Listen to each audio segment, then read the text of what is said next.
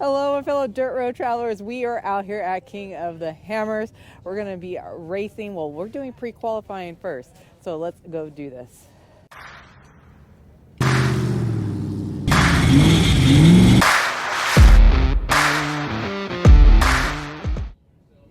Like I said, guys, we are out here at King of the Hammers. Nate and Pat are going to be racing Everyman this year, and we're so freaking excited, and we feel so freaking lucky to be along on this journey. So let's get into it. Let's get prepared to do the race for King of the Hammers.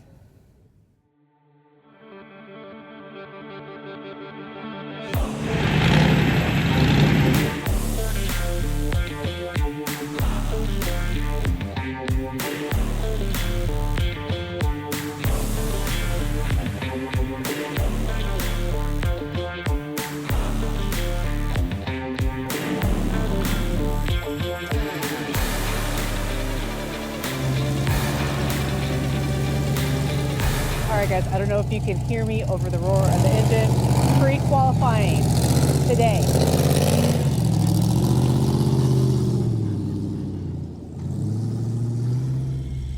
All right, guys, so Pat and I are here to review our qualifying lap at King of the Hammers. The reason we did qualifying is so we didn't have to start in the back of the field this year for the Everyman Challenge. I believe there's over 160 different rigs, so we didn't want to start in behind all that traffic. So we took a chance at qualifying. We knew it was going to punish the rig a little bit. I knew Pat was going to punish the rig a little bit because that's the kind of guy he is, but overall I think we did pretty good considering what happens, which we'll show you here in a few minutes when we get started here. But yeah, qualifying is completely optional. You don't have to do it, but like I said, then you're starting in the back, so we opted to go ahead and try to do it. Yeah, then you have to worry about bottlenecks and being stuck in everyone else's dust. So yeah, we definitely didn't want to sit behind everybody in all that traffic. So right here we're on the line where I think we're about to go. Yep, green flag, and Pat was hammered down right here. What do you think about the short course, Pat?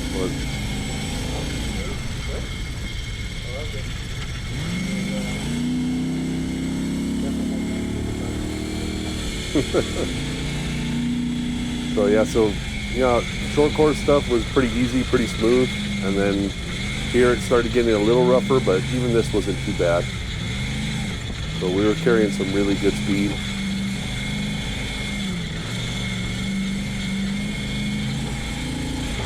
We didn't get a chance to pre-run, so this was our first time on the qualifying course. Obviously, Pat's done this type of this terrain, this desert. This probably the exact same loop a few times before. So, but we didn't get to practice. So.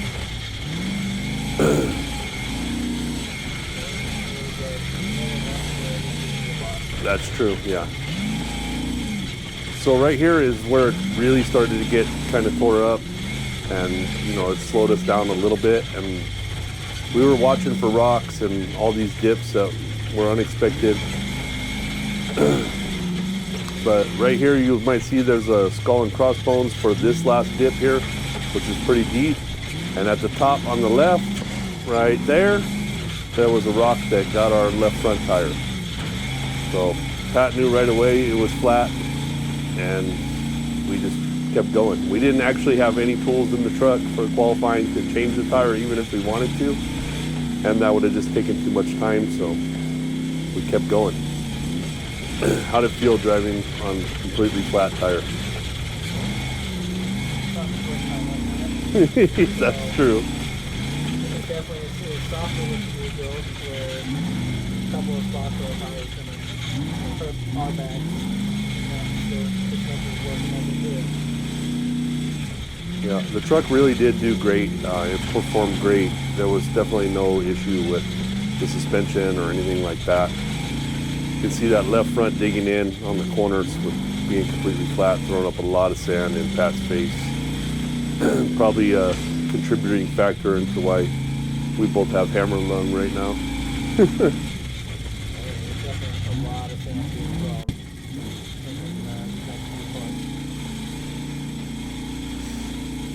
So before we raced, the qualifying for the UTVs was the day before, and they tore this up a little bit. And even before that, the weekend before that, the trophy trucks and everything, I believe, went through pretty much some of this same section of course. So things were pretty dug up, pretty whooped out. Definitely took us a little time getting through with having the flat tire. The deep sand, the truck was struggling a little with the flat.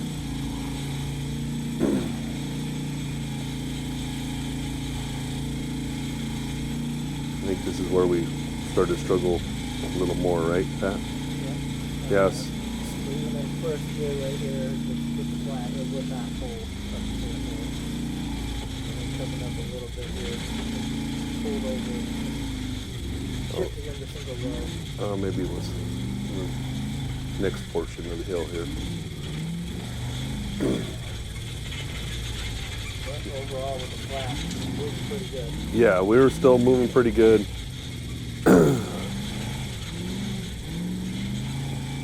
Right here, the sand was pretty deep. It was throwing up a lot, but the truck was moving good. The Maxxis tire was hanging on for dear life, even though it was flat, and that Dirty Life wheel was doing good. Everything was, holding up really well. This is that steeper sand hill, I think, where we had to downshift. Come up here, right now you can see we're losing a lot of momentum. Truck was really slowing down. Was struggling with that flat. We should have had more momentum going in, but with the flat tire, you can only go in so fast. Yeah, right here, Pat stops and puts it in low range, I think. Yeah, right there. So quick shift to low range, and we were off.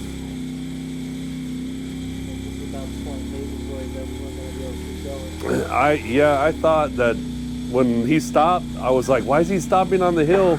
And especially since we were already struggling with the sand, I thought we were stuck for sure. And then I realized this very quickly when I saw him reach down for the shifter, what he was doing. And it was a good move, because right now you can see we're back up to speed.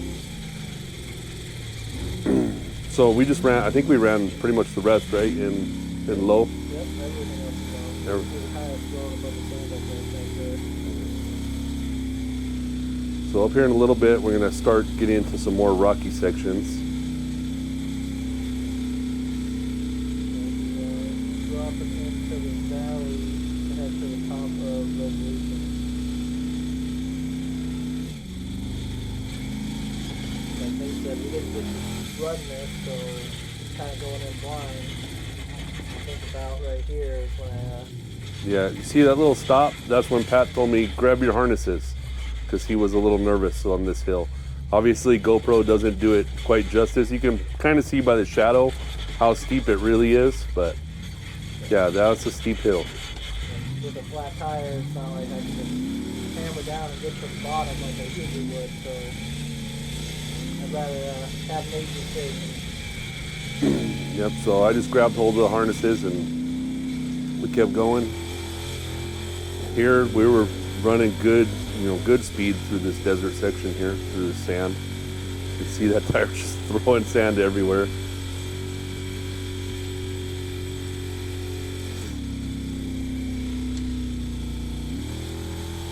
Right about here, we're going to really start getting into some rocks, huh? And with the flat tire, I was trying to pay attention to every time I hit the brakes, because you never know if the tire's going to wrap around the brake line and rip it off. Luckily we're in low, so if that did happen, I've dealt with it before and know how to control the vehicle for it. Not that we need to brake for it. No, I don't think Pat really hit the brakes too many times through here. Right here you can see a pretty good hit on that left front going through there, even though it was flat, right up and over the rocks. Right here again, another hit to that left front. So that rim and tire was taking a beating through all this stuff. One of those three little spots right there, I think is when it broke the knuckle. Yeah, so we did end up cracking the knuckle, but luckily the whole steering and everything's held on by a 1-inch bolt, so 1-inch thick bolt, so that was holding us together no problem.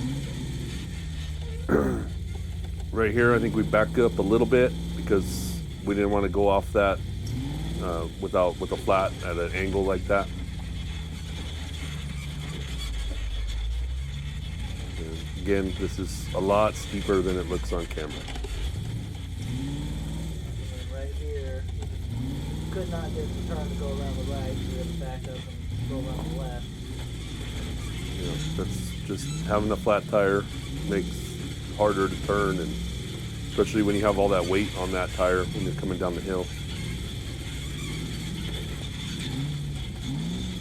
Right about here, I think I was telling Pat to slow down. We're making good time, but we have a flat. Just keep the rim together. And I may have ignored that a little bit. he may have just said, yeah, whatever. I don't know if there's a button in there to turn off my comm that he can reach, but I think that's kind of what happened. Or just ignore. But yeah, so we were still moving pretty good through the rocks. I know it, doesn't look impressive on camera, but it was good with the flat tire and everything we were dealing with. To be moving through like this, I was impressed. I was very happy with the way we were getting through things. And a lot of this is just choosing the line. You know, we have a flat, trying to put the passenger tire on top of things, drag the driver flat through. And what section are we in right now, Pat? What is this? So this is going down resolution. So this is coming down resolution. It's got a couple pretty good drop-offs there. A lot of big boulders. A lot of stuff right in the center, you can tell, so you kind of got to go pick a right or a left line.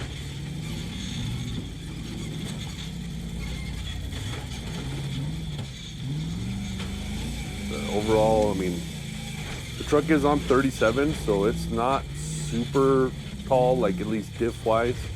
So there is things we can get hung up on, but Pat was doing a great job avoiding all the taller rocks and pushing through some of the smaller ones.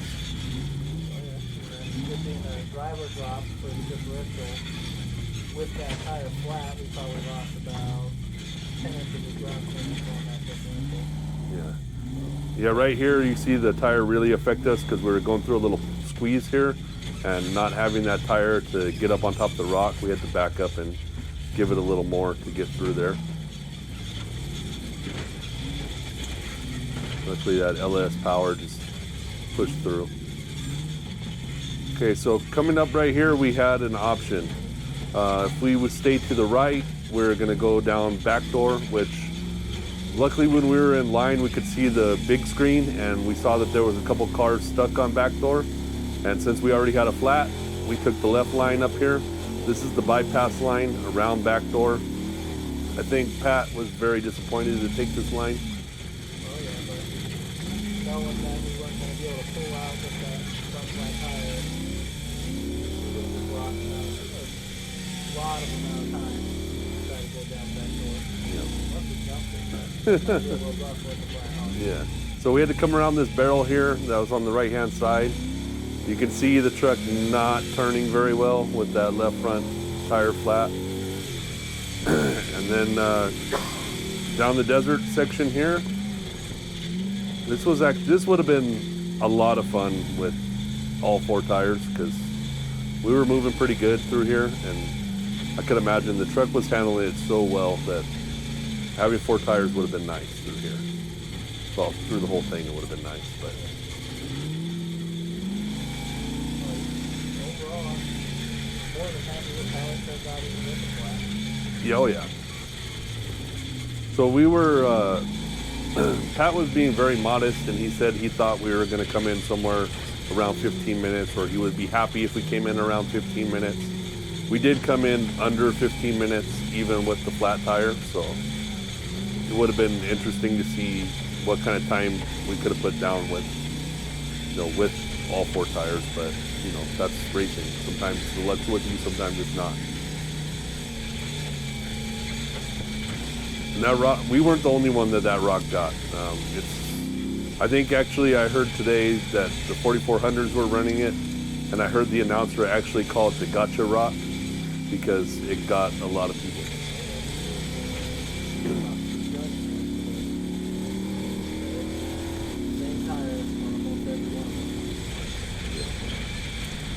So right here, we're coming back through the Bronco Arch here in a minute. I think we're coming around the corner. The cool thing was when we were waiting in line, we did see a couple of different lines on the Bronco Arch, and we saw one guy come in really hot in one of the inside lines and roll it right at the bottom of the short course. So, you know, we decided beforehand that we were going to go kind of wide here at the Bronco Arch. You see, you could have stayed in that left lane, but we stayed over to the right. Right when you come down the hill here, again, doesn't look steep, but it is pretty steep, and then this rut is really deep. So they dove in there too hard, and they just flipped the truck right there at the bottom.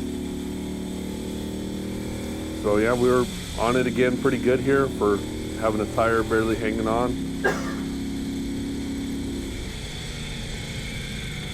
I think right here is when Pat's like, I can't turn. See that tire just falling in and start whipping gas to get it to turn around that corner. So we got through that corner. We knew we had a couple more coming up here. Luckily this is a left-hand corner, so definitely worked a lot better putting that pressure on that right tire. We had no problems here. Went right around the corner. Still carrying pretty good momentum. Then looking forward, I got a little nervous here because I saw how tall this berm was in this corner. And I was like, if we push off the edge of this, we're gonna have a problem. So I told Pat, slow down, just take it easy, but it went around this one pretty good. Yep, as Pat said, baby jump, and so we got a little baby jump right here, and that's the end of our race. All in all, I think we did really well. I'm very happy with how we did. I think Pat's pretty happy. Oh yeah, I mean, you couldn't expect anything better than having a flat tire off the bat. Like I said, still under 15 minutes, with all four of the tires we got well over that. Yeah, so all in all, I think we did good. I think we're gonna be in a pretty decent starting position. We haven't seen the final results yet, so I don't know exactly where we're gonna start. But as soon as we know, we'll post that up on Instagram and let people know. All right, guys, we're back in pits. They just ran the pre-qualifying. Oh, shoot. So we got a flat like almost right away, and Pat drove the whole thing. But the worst part is the new repair we did on the spindle. Oh, yeah. shoot. Didn't hold up. So We're going to be hunting parts. back to the drawing board. All right, guys, we got the rig back to the campground. We're going to go through it and take off all the parts that need to be fixed. There's still time. We still have 2 days until race day. So we're going to go through. This is a perfect opportunity to see where we need to fix or what we need to tweak on. All right, guys, so there is the knuckle completely sheared off. And then we also have the shock in the back we're going to have to address as well. We got some major leaking going on, so we're going to go through that and see what's going on there too.